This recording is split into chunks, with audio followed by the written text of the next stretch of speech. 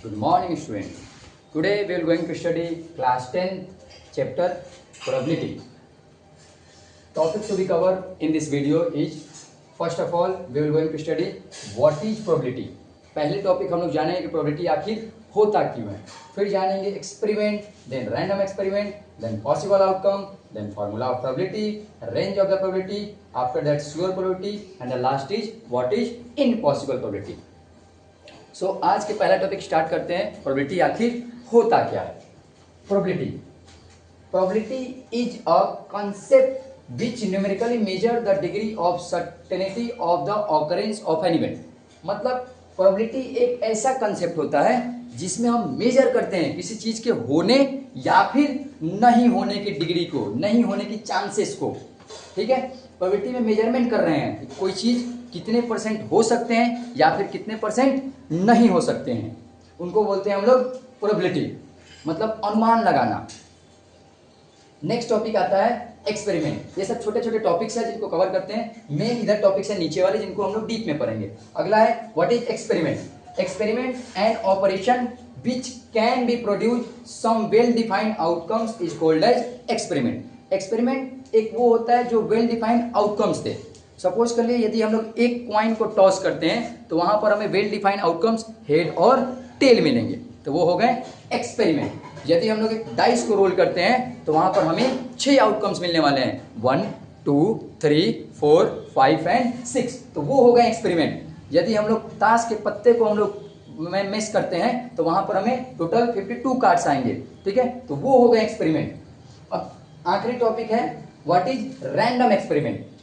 N experiment in which all possible outcome are known and the exact outcomes cannot be predicted in advance is called as random experiment. इसका मतलब होता है कि जब किसी भी एक्सपेरिमेंट में हमें आउटकम तो पता होता है कि ये चीजें आ सकती है. जैसे एक कॉइन को टॉस करते हैं तो हमें ये जरूर पता होता है कि या तो हेड आएगा या तो टेल आएगा, लेकिन हम टॉस करने के पहले एग्जैक्ट प्रेडिक्शन नहीं कर सकते हैं कि एकदम 100% हेड ही आएगा, ये हम प्रेडिक्शन नहीं कर सकते हैं. सेम वैसे ही यदि कोई एक मैच स्टार्ट होता है तो दोनों टीम की जीतने की चांसेस बराबर होती है, या तो टीम ए जीत सकती है या तो टीम बी जीत सकती है, वो भी रैंडम एक्सपेरिमेंट ही होता है. यहाँ पर 2-3 एग्जांपल मैं लिखा हूं.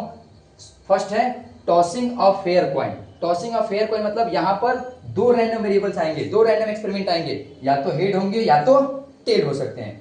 आखिरी लिखा हूं rolling a unbiased dice. Rolling unbiased dice का मतलब होता है जब हम एक डाइस को रोल करते हैं तो वो भी रैंडम एक्सपेरिमेंट के ही अंडर में आएगा, क्योंकि वहां पर टोटल 6 आउटकम आ सकते हैं, 1 2 3 4 और 5. तो ये थे तुम्हारे छोटे छोटे 3 टॉपिक्स. बस इसका मतलब जानना था. ये एग्जामिनेशन में डेफिनेशन लिखने नहीं आते हैं, इनके यूज से जो बनेंगे वो आते हैं, इन पर से क्वेश्चन आते हैं, ये लिखने नहीं आएंगे. नेक्स्ट टॉपिक है हमारा पॉसिबल आउटकम.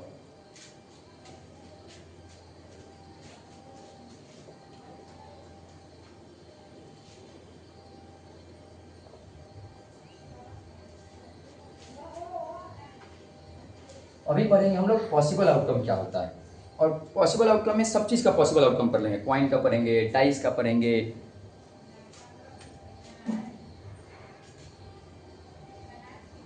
Possible outcomes.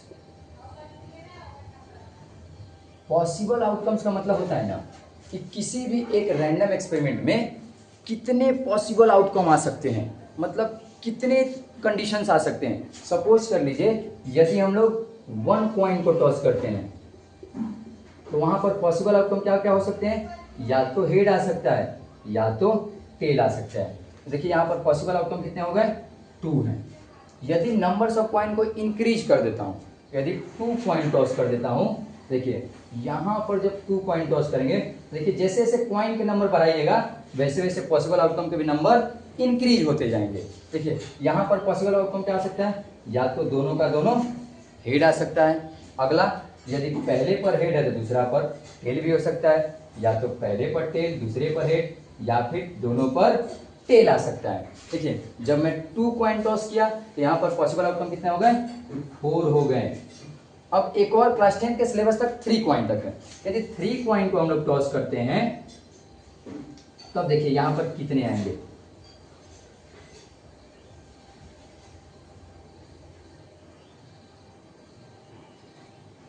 देखिए मैं एकदम सीरीज फॉलो करूंगा लाइन से, उसी को आप लोग याद रखिएगा। सबसे पहले तीनों पर हेड कर दीजिए, ठीक है। फिर हेड के नंबर को कम करना है, टेल के नंबर को इंक्रीज करना है। यहाँ पर नंबर ऑफ हेड 2 कर दिया और टेल 1 कर दिया। फिर यहाँ पर हेड को 1 कर दिया और टेल को 2 कर दिया।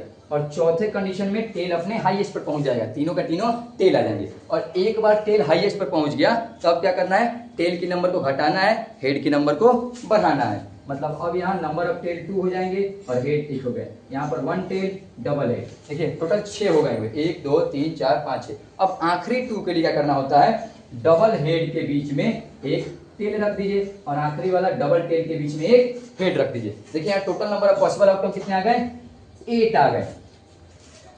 यहाँ पर जैसे जैसे हम लोग नंबर ऑफ पॉइंट इंक्रीज करते गए हैं वैसे वैसे total number of possible outcome भी इंक्रीज होते चला गया है। 1 पॉइंट के लिए 2 पॉसिबल आउटकम, 2 पॉइंट के लिए 4 पॉसिबल आउटकम, 3 पॉइंट के लिए 8 पॉसिबल आउटकम। यहाँ से एक रिजल्ट बन रहा है। देखिए जब एक पॉइंट को आप हाथ में लीजिएगा ना तो वहाँ पर 2 ही फेस होता है, एक तो हेड होता है और दूसरा टेल होता है। वैसे देखिए यहाँ से एक रिजल्ट बन रहा है, इसको हम लोग 2 के पावर क्या लिख सकते हैं, 1 लिख सकते हैं। और इसको 2 के पावर 2 लिख सकते हैं और इसको 2 के पावर 3 लिख सकते हैं। मतलब कि जब हम लोग एक कॉइन को टॉस कर रहे हैं तो हेड और टेल आ रहा है और ये डिनोट कर रहा है नंबर ऑफ कॉइन्स को, कि हम कितना कॉइन्स लिए हैं। जैसे यहाँ 1 कॉइन्स लिए हैं तो 2 के पावर 1 है, यहाँ पर 2 कॉइन्स लिए हैं तो 2 के पावर 2 है और यहाँ पर हमने 3 कॉइन लिया है तो 2 के पावर 3 है। तो यहाँ से एक जनरल फॉर्मूला, बस कॉइन के लिए भी बात कर रहा हूँ, यहाँ पर से एक जनरल फॉर्मूला बन सकता है, total number of possible outcomes for the coin वो बनेगा 2 के power n, where n is the numbers of coin taken. तो यहाँ पर मैं फॉर्मूला लिख दे रहा हूँ, total number of possible outcomes for coin is equal to 2 के power n, where n is the number of coin taken. ठीक है, ये बन गया हम लोग का general formula for the coin के लिए। सपोज कर ले यदि वो 4 कॉइन दे दे तो 2 के पावर 4, 10 कॉइन दे दे तो 2 के पावर 10 हो जाएगा। ये है पॉसिबल आउटकम फॉर कॉइन मनली। ये थे आपके 4th टॉपिक। अभी कॉइन जैसे कंप्लीट कर गए हैं तो कॉइन के बाद चलेंगे डाइस के बारे में पढ़ेंगे और डेक ऑफ कार्ड्स का अलग से एक वीडियो कर लेंगे। डेक ऑफ कार्ड्स एक बहुत बड़ी टॉपिक है, एक अकेला उसका वीडियो करेंगे। अभी बस डाइस क्या करते हैं, पॉसिबल आउटकम, उसके बाद 2-3 टॉपिक्स कवर करेंगे। नेक्स्ट पढ़ते हैं, टॉपिक यही रहेगी, पॉसिबल आउटकम ही, बस अब चेंज कर देते हैं, डाइस के बारे में पढ़ लेते हैं।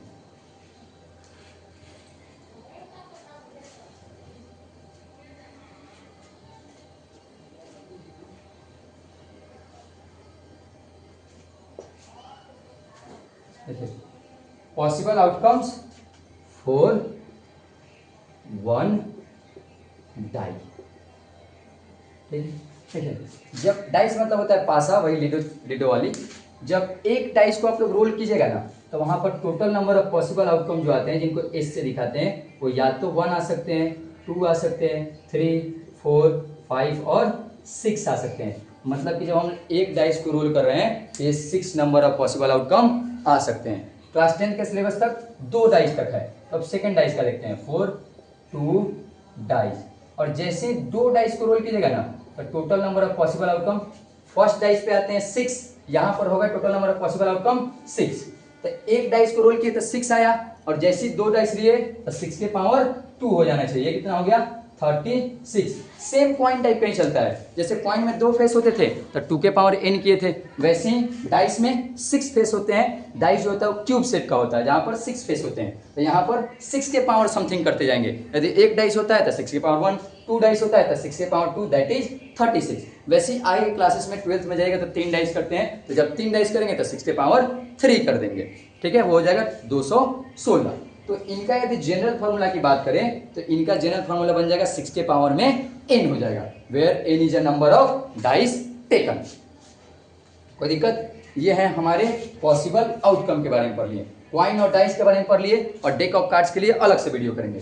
ठीक है, नेक्स्ट टॉपिक है यहाँ पर रेंज ऑफ प्रोबेबिलिटी। रेंज का मतलब होता है ना कि प्रोबेबिलिटी कहाँ से कहाँ तक हो सकती है, ये भी डिफाइन है कि प्रोबेबिलिटी कहाँ से स्टार्ट होगी और कहाँ पर जाकर फिनिश हो जाएगी।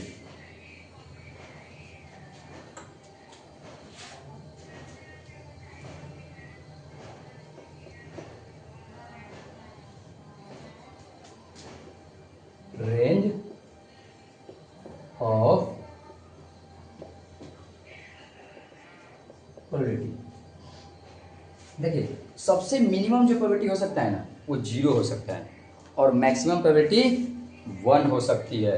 तो मतलब कि यहाँ से प्रूफ होता है कि जो प्रोबेबिलिटी हो सकती है वो 0 से स्टार्ट होगी और 1 पर जाके फिनिश हो जाएगी।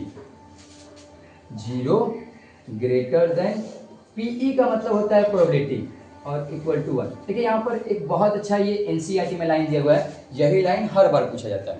यहाँ पर मैं लिखा हूँ 0 से ग्रेटर, या इस साइन का मतलब होता है equal to, it means probability 0 के बराबर भी हो सकती है। समझ गए? और इसी 0 के बराबर को हम लोग अपना आखिरी टॉपिक जो लिखे हैं इम्पॉसिबल प्रोबेबिलिटी, इसको क्या बोलते हैं? Impossible probability. अलग से पढ़ेंगे, इसका एग्जांपल लेंगे। और यहाँ पर मैं लिखा हूँ पीई मतलब हो गया प्रोबेबिलिटी और ये है smaller than equal to 1। It means that probability maximum कितनी होंगी? पी का मैक्सिमम वैल्यू कितना हो सकता है? 1 हो सकता है। और 1 के ये 1 मैक्सिमम वैल्यू 1 हो सकता है और 1 से कम हो सकता है। मतलब प्रोबेबिलिटी 0 से लेकर 1 तक हो सकती है। इसको ऐसे लिखा जा सकता है पीई इज इक्वल टू 0 से 1 तक। अब जहां प्रोबेबिलिटी 1 हो जाएगा उसको हम लोग बोल देते हैं श्योर प्रोबेबिलिटी। क्या बोलते हैं? Sure probability. ठीक है, दोनों का एक एग्जांपल देता हूं।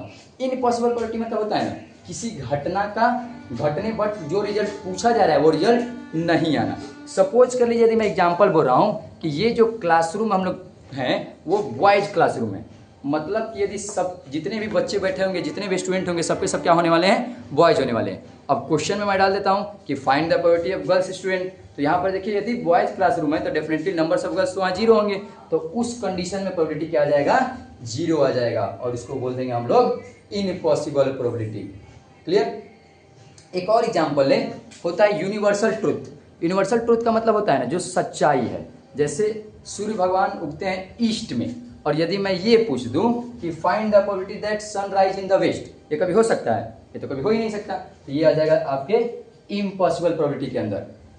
और एक है श्योर प्रोबेबिलिटी। श्योर प्रोबेबिलिटी का मतलब होता है जिसका प्रोबेबिलिटी क्या हो जाए? 1 हो जाए। 1 होने का मतलब सपोज कर लीजिए कि find the probability that sunrise in the east, वो तो हम बोले या ना बोले, सन भगवान को ईस्ट में ही उगना है, इसलिए वहां पर प्रोबेबिलिटी क्या हो जाएगी? 1 हो जाएगी। या फिर जैसे मैं एग्जांपल लिया था कि यदि ये क्लासरूम बॉयज की है और मैं क्वेश्चन भी पूछ दूं कि find the probability of boys, तो वो भी 100% हो जाएगा। जिसको भी मैं उठाऊंगा वो एक लड़का ही होगा। ठीक है, तो ये हो गए आपके श्योर प्रोबेबिलिटी और इम्पॉसिबल प्रोबेबिलिटी। और रेंज कितना हो गया? 0 से लेके 1 के बीच में। एक और यदि क्वेश्चन बनाया जाए जो असर्शन रीजन में पूछा जाता है कि प्रोबेबिलिटी के लिए एग्जाम्पल दे देता है, एग्जाम्पल में पूछेगा तो पूछता है कि कौन सी प्रोबेबिलिटी नहीं हो सकती है, कई बार आपको माइनस में दे देगा। ठीक है, जैसे सपोज कर लीजिए यहाँ एक क्वेश्चन दे देता है, पहला लिख दिया पीई इज इक्वल टू में हाफ, दूसरा लिख दिया पीई इज इक्वल टू 0.6, तीसरा लिख दिया पीई इज इक्वल टू में -0.1 और चौथा लिख दिया पीई इज इक्वल टू में 1.5। और आपसे ये पूछता है कि कौन सी प्रोबेबिलिटी नहीं होगी। देखिए यहाँ पर मैं इसमें लिखा हूँ माइनस में लिखा हूँ, तो प्रोबेबिलिटी माइनस में नहीं होती है क्योंकि मिनिमम प्रोबेबिलिटी कितनी होगी? 0, मैक्सिमम 1 होगी। मतलब यदि 0 से 1 की बात करें ना तो फ्रैक्शन में बात करेंगे तो ये एक प्रॉपर फ्रैक्शन होने चाहिए। मतलब कि प्रोबेबिलिटी हमेशा किसमें होती है? लगभग प्रॉपर फ्रैक्शन में होने चाहिए। आशा करता हूं आपको ये topic range of the probability complete हो गया होगा। अभी एक बीच वाला टॉपिक छूट गया था हम लोग का, what is the formula of probability. इसको कंप्लीट करते हैं फिर एंड किया जाएगा आज की क्लासेस को। आखिरी टॉपिक है हमारा प्रोबेबिलिटी निकालते कैसे हैं। आखिर 1-2 निकाल के कंप्लीट कर देते हैं आज के टॉपिक को।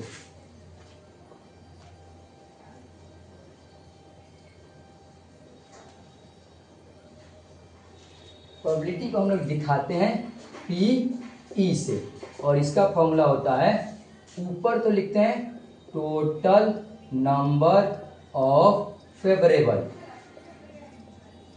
फेवरेबल आउटकम्स, और नीचे हमेशा total number of possible outcome होगा। नीचे हमेशा पॉसिबल आउटकम होगा।